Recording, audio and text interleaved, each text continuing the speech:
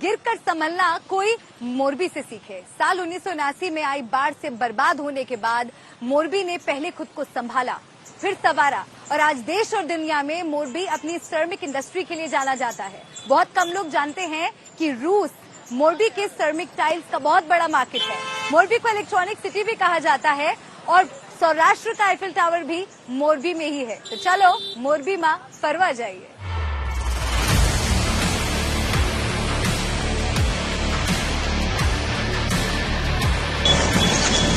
मोरबी को सौराष्ट्र का पेरिस कहा जाता है।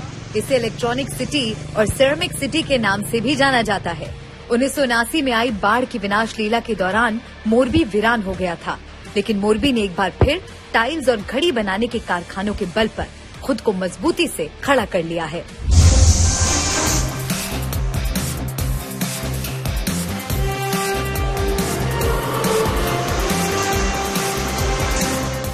लेकिन विधानसभा चुनाव में भी बीजेपी खुद को खड़ा करने के लिए इस बार मोरबी में काफी पसीना बहा रही है।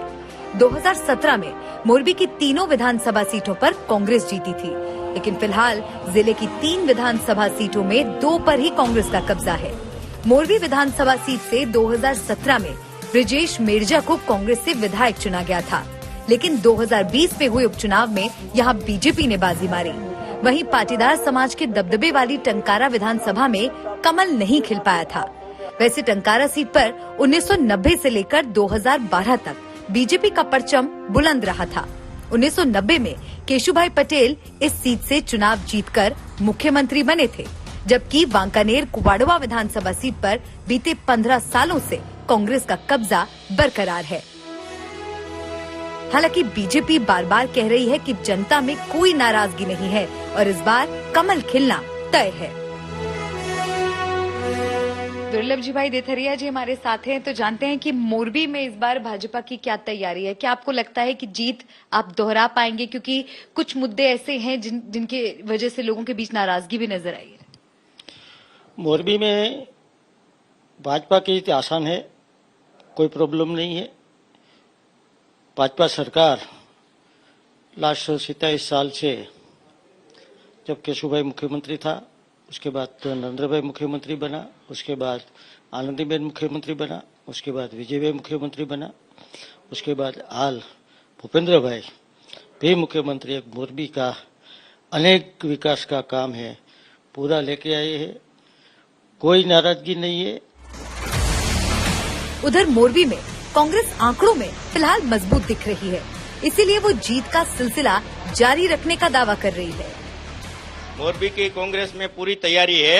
अभी हमारे प्रचार वैन भी आ गए हैं, होर्डिंग भी काफी लगे हैं और हमारे बूथ लेवल पे सारी कामगिरी हमारे राजस्थान से मैम आई है। वो सभी बूथ पे जाके हमारा बूथ एजेंट और पोलिंग बूथ पे, मतदान मथक पे मतदान एजेंट सब हम तैयारी कर रहे हैं। और राहुल जी ने जो 8 वचन दिए गुजरात के लोगों के लिए, वो 8 वचन की पत्रिका हर वार्ड, हर बूथ, हर गांव में जाकर अभी बांट रहे हैं।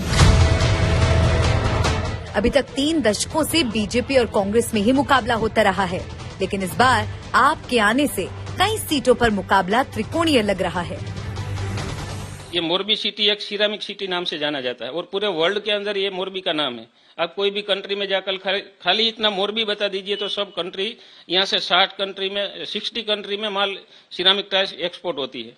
और यहाँ का आप हालात देखिए, सबसे ज्यादा टैक्स ये मोरबी सिटी यहाँ से गुजरात सरकार को भरती है, लेकिन यहाँ सुविधा के नाम से एकदम जीरो है।